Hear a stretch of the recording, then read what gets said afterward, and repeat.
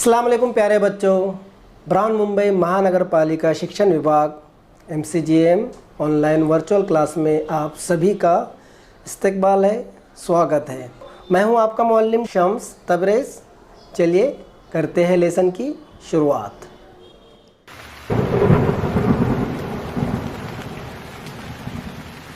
अस्सलाम वालेकुम। कैसे बच्चों आप लोग? उम्मीद है खैरियत से होंगे, पढ़ाई बराबर कर रहे होंगे और हमारे वीडियो भी बराबर देख रहे होंगे। हिंदी लोकवाणी 10वीं कक्षा के लिए आइए शुरू करते हैं आज का हमारा सेशन। माध्यम उर्दू कक्षा 10वीं, विषय हिंदी और इकाई हम शुरू करने वाले हैं पहली इकाई का पहला अध्याय सोंधी सुगंध, जिसे लिखा है डॉक्टर कृपाशंकर शर्मा अचूक जी ने। किसने लिखा है?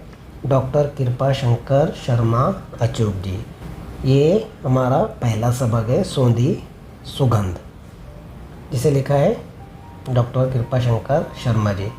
तो बच्चों मुझे बताइए आपको कौन सी सुगंध ज़्यादा पसंद है? आपके फेवरेट सुगंध कौन सी है? कौन सी खुशबू आपको ज़्यादा पसंद है? आप कमेंट करके बता सकते हैं। तो आज हम ये कविता पढ़ने वाले हैं सोंधी सुगंध। और जैसा कि आप लोग जानते हैं मैं हूँ आपका शिक्षक शम्स तबरेज़। चलिए ज़्यादा टाइम पास ना करते हुए सीधा बढ़ते हैं आगे और करते हैं डॉक्टर कृपाशंकर शर्मा अचूक जी का परिचय।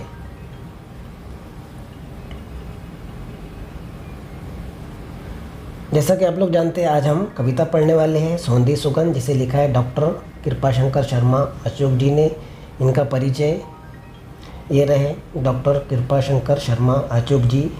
आपको यहाँ पर तस्वीर उनकी दिखाई दे रही है। इनका जन्म हुआ 1949 एटा उत्तर प्रदेश में, 1949 एटा उत्तर प्रदेश में ये पैदा हुए हैं। परिचय: डॉक्टर कृपाशंकर शर्मा अचूक जी हिंदी साहित्य के विविध विधाओं में लिखते रहे हैं। आपने गीत, गज़ल, कविताएं, दोहे एवं समीक्षाएं लिखी है। इनके साथ ही साथ आपने बाल गीत तथा बाल कहानियों में भी उल्लेखनीय लेखन किया है। तो ये है डॉक्टर कृपाशंकर शर्मा। ये हिंदी साहित्य के विविध विधाओं में लिखते रहे, अलग अलग चीज़ों में ये लिखते रहे। आपने गीत, गज़ल, कविताएं, दोहे सब में ही लिखा है। इसके अलावा आपने बाल गीत, बाल कहानियाँ ऐसी लिखी है जिसका उल्लेख करना ज़रूरी है, उल्लेखनीय लेखन है। समझ में आ रहा है आपके? ये है डॉक्टर कृपाशंकर शर्मा। चलिए बढ़ते आगे और देखते हैं इनकी प्रमुख कृतियाँ। प्रमुख कृतियों में अगर हम देखें तो फिर भी कहना शेष रह गया, नदी उफान भरे, गीत संग्रह है ये। उसके बाद है गीत खुशी के गाओ तुम, बाल गीत संग्रह आदि वगैरह इन्होंने लिखे हैं। और जैसा कि आप लोग जानते हैं आज हम पढ़ने वाले सोंधी सुगंध, ये लिया गया है नदी उफान भरे, है ना। जैसे हमने अभी देखे प्रमुख कृतियों में इनकी नदी उफान भरे, तो ये कविता उसी से ली गई है, गीत संग्रह से। और ये एक गीत है सोंधी सुगंध। यहाँ पर किस चीज़ के बारे में बताया गया है? बरसात के बारे में। आगे हम वो पढ़ेंगे। चलिए देखते हैं कि इस कविता से, इस गीत से हमें क्या सीखने के लिए मिलेगा, क्या क्या चीज़ें इस गीत में शामिल की गई है और हमारे सामने रखी गई है, पेश की गई है डॉक्टर कृपाशंकर शर्मा अचूक जी ने। देखते हैं। प्रस्तुत गीत में कवि ने वर्षा ऋतु का वर्णन किया है। काय का वर्णन किया है? वर्षा ऋतु का। हाँ, बारिश का मौसम, बरसात का मौसम। वर्षा में प्रकृति के विविध रूपों, पेड़ पौधों, नदी, तालाबों आदि में होने वाले परिवर्तनों का यहाँ सजीव एवं मनोहारी वर्णन किया गया है। किसके बारे में वर्णन किया गया है?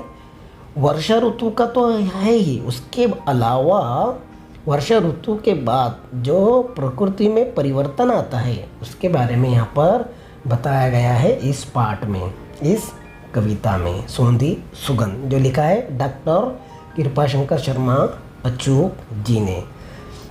पेड़, नदियाँ, तालाब आदि में होने वाले परिवर्तन के बारे में भी इसमें जिक्र किया गया है। तो चलिए ये तो हो गया डॉक्टर कृपाशंकर शर्मा जी का परिचय उनकी प्रमुख कृतियाँ और इस पाठ में, इस कविता में उन्होंने क्या बताने की कोशिश की गई है। चलिए बढ़ते हैं आप सीधे कविता की तरफ। सौंधी सौंधी सी सुगंध माटी से बोली, सौंधी सौंधी सी सुगंध माटी से बोली, बादल बरस गया धरती ने आंखें खोली। क्या कह रहे हैं यहाँ पर अचूक जी? सौंधी सौंधी सी सुगंध, सौंधी सौंधी यानी एकदम बेहतरीन खुशबू, माटी से बोली, मिट्टी से बोली, बादल बरस गया धरती ने आंखें खोली। बादल बरस गया धरती ने आंखें खोली। हाँ, बादल बरसते हैं, कितना अच्छा मौसम होता है, बादल आते हैं, बरसते हैं, और ज़मीन पर जब बादल बरसते हैं, पानी बरसता है, तो फिर ज़मीन की आंखें खुलती है, ज़मीन नम हो जाती है और एक सौंधी सौंधी सी खुशबू चलने लगती है।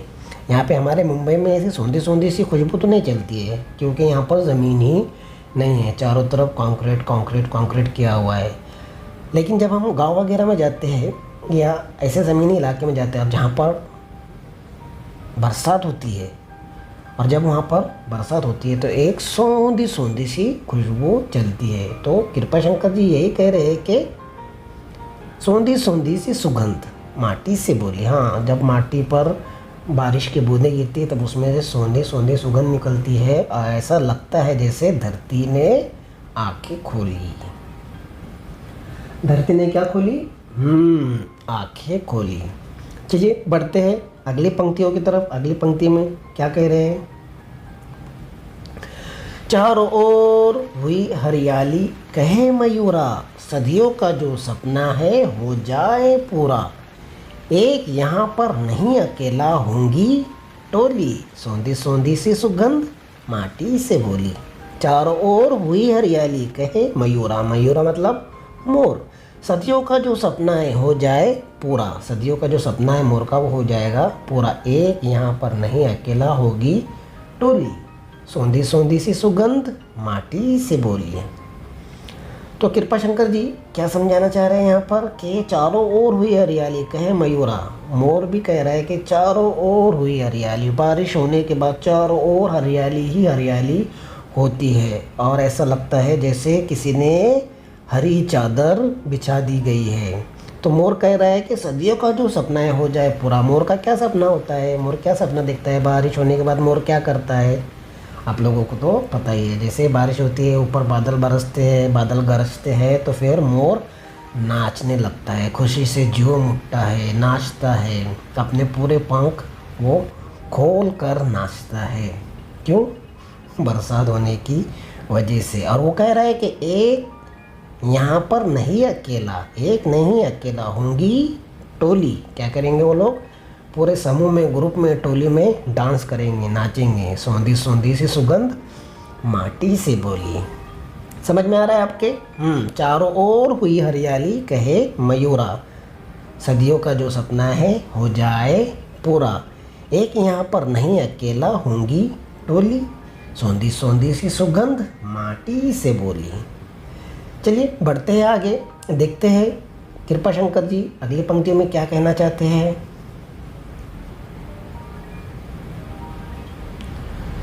यहाँ पर कृपाशंकर जी कह रहे हैं कि बाग बगीचे ताल तलाए सब मुस्काए, बाग बगीचे ताल तलैया सब मुस्काए, झूम झूम कर मस्ती में तरु गीत सुनाए, मस्त पवन ने अब खोली है अपनी झोली, सौंधी सौंधी सी सुगंध माटी से बोली। क्या कह रहे कृपाशंकर जी? बाग बगीचे ताल तलैया सब मुस्काए, झूम झूम कर मस्ती में तरु गीत सुनाए। मुस्काए का क्या मतलब होता है? नदी, तालाब, किस तरह मुस्काएंगे? मुस्कुरा सकते हैं क्या वो? हाँ, मुस्कुरा सकते हैं। कैसे मुस्कुराते हैं? कि जब बरसात होती है, बरसात का पानी पहाड़ों के ज़रिए बहता हुआ, छोटे छोटे झरनों के ज़रिए बहता हुआ आता है, फिर नदियों में शामिल होता है, फिर नदियाँ बहती है। नदियाँ बह रही है मतलब नदियाँ मुस्कुरा रही है। क्या कर रही है? मुस्कुरा रही है। छोटे छोटे तालाब बड़े बड़े तालाब सब क्या कर रहे हैं, उसके अंदर पानी आ गया है। इसका मतलब डॉक्टर कृपाशंकर जी कह रहे हैं कि वो मुस्कुरा रहे हैं। बाग बगीचे, गार्डन में जब बारिश होता है, गार्डन में जब बारिश होती है, बागीचे में जब बारिश होती है, तो वहाँ पर भी क्या है, हरियाली ही हरियाली हर जगह हो जाती है। फूल खिलते हैं, गार्डन खिल जाता है। झुम झुम कर मस्ती में तरु गीत सुनाए। तरु मतलब दरख्त, पेड़। तरु भी क्या करते हैं, गीत सुनाते हैं। तरु कैसे गीत सुनाएंगे, उनको आवाज़ होती है क्या, नहीं, बल्कि उन पर बारिश गिरती है और बारिश से जो आवाज़ निकलती है, डॉक्टर कृपाशंकर जी कह रहे हैं कि वही एक गीत है, वो गीत सुनाते हैं। यहाँ पर कृपाशंकर जी कह रहे हैं कि बाग बगीचे सब मुस्कुराते हैं, तालाब मुस्कुराते हैं, नदियाँ मुस्कुराती है, नाले मुस्कुराते हैं, झरने मुस्कुराते हैं, और फूल पौधे पेड़ सब मुस्कुराते हैं, गीत सुनाते हैं। मस्त पवन ने अब खोली है अपनी झोली और मस्त पवन चढ़ रही है, एक खुशबूदार हवा चढ़ रही है, जिससे हमारा मन प्रभावित हो रहा है, हम आनंदित हो रहे हैं और हमें उसमें मज़ा आ रहा है। मस्त पवन ने अब खोली अपनी झोली। अपनी झोली खोलने से मतलब है कि हवा भी चल रही है, बारिश हो रही है, हवा चढ़ रही है, चारों तरफ हरियाली हरियाली है, पेड़ गीत गा रहे हैं, गीत गुनगुना रहे हैं, कितना मज़ा आ रहा है ना। अब इमेजिन कीजिए कि बरसात का मौसम है, आप ऐसे ही खुश हो जाएंगे। तो समझ में आ रहा है बच्चों आपके, वेरी गुड। चलिए बढ़ते आगे, देखते हैं डॉक्टर कृपाशंकर जी क्या कह रहे हैं अगली पंक्तियों में। सागर का जो था मंसूबा सफल हो गया। अचूक जी कह रहे खुशियों की दुनिया में आकर स्वयं खो गया। धरती ने श्रृंगार किया, फिर माथे रोली, सोंधी सोंधी सी सुगंध माटी से बोली। क्या कह रहे हैं यहाँ पर, सागर का जो था मंसूबा सफल हो गया, खुशियों की दुनिया में आकर स्वयं खो गया। सागर का भी मंसूबा था, सागर का भी प्लान था कि वो भी खुशियाँ मनाए, अपनी खुशियों में वो खो जाए। जब बारिश होती है, बादल बरसते हैं, पहाड़ों से लेकर नदियों में पानी आता है, फिर नदियों का पानी समंदर में आता है, तो समंदर भी खुश हो जाता है, उसमें खो जाता है, अपनी लहरें, बड़ी बड़ी लहरें उछालता है। तो वही कह रहे हैं शंकर जी, कृपाशंकर जी वही कह रहे हैं कि सागर का मंसूबा वो सफल हो गया। उसका भी मंसूबा था कि मैं भी खेलूँ, झूमूँ, नाचूँ, तो भी खेल रहा है, झूम रहा है, नाच रहा है, अपने पानी के ज़रिए, लाटू के ज़रिए, बड़ी बड़ी लहरें उठ रही है उसके ज़रिए, खुशियों की दुनिया में आकर स्वयं खो गया। जब बरसात का मौसम हुआ तो चारों तरफ खुशियाँ खुशियाँ छा गई। जैसा कि आप लोगों को पता है कि बारिश के मौसम का हर कोई इंतज़ार करता है, किसान इंतज़ार करता है, बिजनेसमैन इंतज़ार करता है, नौकरी वाला इंतज़ार करता है, बच्चा बूढ़ा जवान मर्द औरत सब बारिश के मौसम का इंतज़ार करते हैं। हर किसी को मौसम की ज़रूरत होती है, इंतज़ार होता है। बारिश की वजह से ही हमारा जीवन आगे बढ़ता है और हम पानी पीते हैं और इसी की वजह से हम ज़िंदा है। अगर हम पानी नहीं मिलेगा हमें पीने के लिए तो हम 3 4 5 10 15 दिन में निकल लेंगे। खुशियों की दुनिया में आकर स्वयं वो खो गया। कौन खो गया? सागर। इतनी खुशी उसको भी हुई। धरती ने श्रृंगार किया। क्या किया? चारों तरफ हरियाली हरियाली फैल गई है। तो कृपाशंकर जी कह रहे हैं कि धरती ने ऐसा लगता है जैसे उसने श्रृंगार किया है, सजना संवरना शुरू कर दिया है, वो सज गई है, फिर माथे रोली। और जब उस पर फूल खिलते हैं तो ऐसा लगता है उसके माथे पर रोली है। सौंधी सौंधी सी सुगंध माटी से बोली। समझ में आ रहा है आपके? सागर का जो था मंसूबा सफल हो गया, खुशियों की दुनिया में आकर स्वयं खो गया। धरती ने श्रृंगार किया, फिर माथे रोली, सौंधी सौंधी सी सुगंध माटी से बोली। बढ़ते आगे और हमारी लास्ट पंक्ति है ये। कृपाशंकर जी कह रहे, पावस का मधुमास आस विश्वास बढ़ाता, नतमस्तक होकर अचूक पद पुष्प चढ़ाता, सदा सदा से चलती आई हंसी ठिठोली, सौंधी सौंधी सी सुगंध माटी से बोली। कृपाशंकर जी कह रहे हैं कि पावस का मधुमास यानी बारिश का जो ऋतु है, मौसम है, वो क्या बढ़ाता है? आस विश्वास बढ़ाता है, हमारे अंदर उम्मीद बढ़ाता है, हमारा विश्वास बढ़ाता है। जब बारिश होती है तो हमें आत्मविश्वास बढ़ता है। हमारा आत्मविश्वास क्या होता है? बढ़ता है। हमें उम्मीद जागती है कि हाँ अब सब कुछ ठीक हो जाएगा। नतमस्तक होकर अचूक पद पुष्प चढ़ाता। कृपाशंकर जी कह रहे हैं कि बारिश के मौसम का हम फूलों से स्वागत करते हैं। वो खुद कह रहे हैं, अचूक उनका नाम है, अचूक पद पुष्प चढ़ाता, उनका वो स्वागत करते हैं। किसका? बारिश का। कौन? अचूक जी, डॉक्टर कृपाशंकर अचूक जी। हम सब भी बारिश के मौसम का स्वागत करते हैं। बारिश आती है तो झूम उठते हैं, बारिश हो रही है, मज़ा आ रहा है।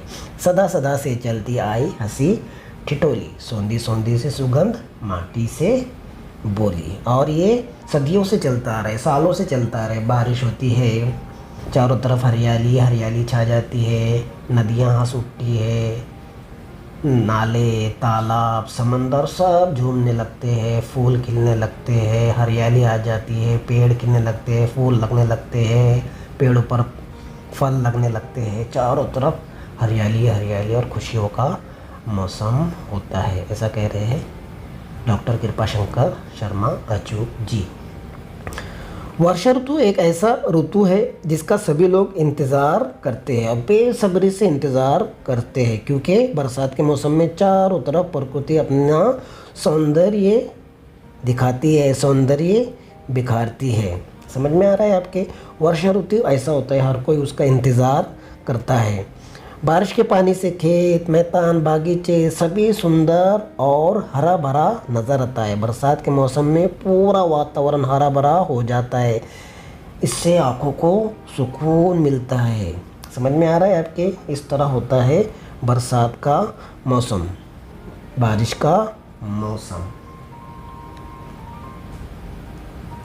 तो यहाँ पर हमारी कविता समाप्त होती है, कविता ख़त्म होती है। मुझे उम्मीद है आपको कविता समझ में आ गई होंगी। चलिए वापस से एक बार कविता को एक बार पढ़ लेते हैं। सौंधी सौंधी सी सुगंध माटी से बोली, सौंधी सौंधी सी सुगंध माटी से बोली, बादल बरस गया धरती ने आंखें खोली। चारों ओर हुई हरियाली कहे मयूरा, सदियों का जो सपना है हो जाए पूरा। एक यहाँ पर नहीं अकेला होंगी टोली, सौंधी सौंधी सी सुगंध माटी से बोली। बाग बगीचे ताल तले ये सब मुस्काए, झूम झूम कर मस्ती में तरु गीत सुनाए। मस्त पवन ने अब खोली है अपनी झोली, सौंधी सौंधी सी सुगंध माटी से बोली। सागर का जो था मंसूबा सफल हो गया, खुशियों की दुनिया में आकर स्वयं खो गया। धरती ने श्रृंगार किया फिर माथे रोली, सौंधी सौंधी सी सुगंध माटी से बोली। पावस का मधुमास आस विश्वास बढ़ाता, नतमस्तक होकर अचूक पद पुष्प चढ़ाता। सदा सदा से चलती आई हंसी ठिठोली, सौंधी सौंधी सी सुगंध माटी से बोली। तो बच्चों मुझे उम्मीद है आपको ये कविता समझ में आई होगी। चलिए अब आगे बढ़ते हैं और भाषा बिंदु व्याकरण का हम थोड़ा सा काम कर लेते हैं। चलिए भाषा बिंदु वर्तनी के अनुसार शुद्ध शब्द छांट कर लिखिए। शुद्ध शब्द आपको छांट कर लिखना है। शुद्ध शब्द इसमें से कौन सा है वो आपको छांट कर आगे लिखना है। तो देखिए यहाँ पर 3 शब्द आपके सामने हैं, विश्वास, विश्वास और विश्वास। आपको इसमें से बताना है कि वर्तनी के अनुसार शुद्ध शब्द कौन सा है। ये भाषा बिंदु का पहला सवाल है आपका। तो आपको बताना है कौन सा है। पहला वाला है विश्वास है, या ये वाला विश्वास है, या फिर ये वाला विश्वास है। जहाँ तक मुझे लग रहा है कि यही वाला विश्वास है। देखते हैं कौन सा है। जी हाँ, पहले वाला विश्वास, यही वाला सही है। चलिए बढ़ते हैं अगले प्रश्न की तरफ। अगला प्रश्न है मस्तक, मस्तक, मस्त। आपको बताना है इनमें से कौन सा सही है और आगे आपको लिखना है। चलिए बताइए कौन सा सही है। जहाँ तक मुझे लग रहा है कि लास्ट वाला सही है। देखते हैं कौन सा सही है। जी हाँ, मस्तक यही वाला सही है। समझ में आ रहा है ना आपके? वर्तनी के अनुसार शुद्ध शब्द छांट कर आपको लिखना है। देखते हैं अगला प्रश्न, पत्थर, पत्थर, पत्थर। देखिए कौन सा जवाब है। ये रहा जवाब पत्थर, यानी यहाँ पर भी तीसरा वाला सही है। बढ़ते हैं अगले प्रश्न की तरफ। अगला प्रश्न है कृति, कृति, कृति। इसका सही जवाब देख लेते हैं हम। इसका सही जवाब क्या है, बता सकते हैं आप लोग? ठीक है, चलिए मैं बताता हूँ। ये रहा कृति, तो कौन सा है? दूसरी विलायन टी है। री में दूसरी विलायन टी है और ती में पहली विलायन टी है, यानी ये पहला वाला सही है। अगले प्रश्न की तरफ, चिन्ह, चिन्ह, चिन्ह, सही शब्द आप तो समझ ही गए होंगे कि कौन सा है। जी हाँ, वही है फर्स्ट नंबर वाला। बढ़ते हैं अगले प्रश्नों की तरफ, और हमारे 5 प्रश्न बाकी हैं। वही वाला है नंबर 6। आपके सामने सवाल, आपका जो प्रश्न है, इकट्ठा इकट्ठा इकट्ठा कौन सा है? जी हाँ, यहाँ पर तो ये तीसरा वाला है। देखिए यहाँ पे मैं लिखना भूल गया हूँ, आप समझ लीजिए। यहाँ पर जो सही है वो तीसरे नंबर का है। बढ़ते हैं अगले क्वेश्चन की तरफ, अगले प्रश्न की तरफ। खूबसूरत खूबसूरत खूबसूरत, देखते हैं यहाँ पर कौन सा वाला सही है। खूबसूरत, देखिए इसमें ओकार आपको ध्यान से देखना है, यहाँ पर बीच वाला सही है। देखते हैं अगला प्रश्न, विद्यापीठ विद्यापीठ विद्यापीठ, यहाँ पे मुझे लग रहा है कि इसमें भी बीच में वाला सही है, बराबर ना। अगला प्रश्न है बुद्धि बुद्धि बुद्धि, समझ गए आप लोग कौन सा वाला सही है? जी, इसमें आधा दो है, ये वाला बुद्धि। ठीक है, अब हमारा लास्ट सवाल है आज का, परीक्षार्थी परीक्षार्थी परीक्षार्थी, और ये रहा आपका आंसर। समझ में आ रहा है आपको? जी हाँ, ये था वर्तनी के अनुसार शुद्ध शब्द छांटकर आपको अलग करना है। ये सवाल आपको पेपर में आता है, तो इस पर आप ध्यान दीजिए। तो बच्चों, मुझे उम्मीद है आज का ये व्याकरण और कविता वाला पार्ट आपको समझ में आया होगा, आपने एंजॉय किए होंगे, आपको मज़ा आया होगा। वीडियो पसंद आया तो वीडियो को लाइक कीजिए, शेयर कीजिए। चैनल को सब्सक्राइब नहीं किया है तो चैनल को सब्सक्राइब कर लीजिए। बच्चों, आज की वीडियो में बस इतना ही, मिलते हैं नेक्स्ट वीडियो में। तब तक के लिए अपना ख्याल रखिए, पढ़ाई जारी रखिए, घर से बाहर मत निकलिए, मास्क का इस्तेमाल कीजिए। मिलते हैं नेक्स्ट वीडियो में, तब तक के लिए अल्लाह हाफिज़। तो बच्चों, मुझे उम्मीद है आपको आज का लेसन पसंद आया होगा। आज की वीडियो में बस इतना ही, मिलते हैं हम नेक्स्ट वीडियो में, तब तक के लिए अल्लाह हाफिज़।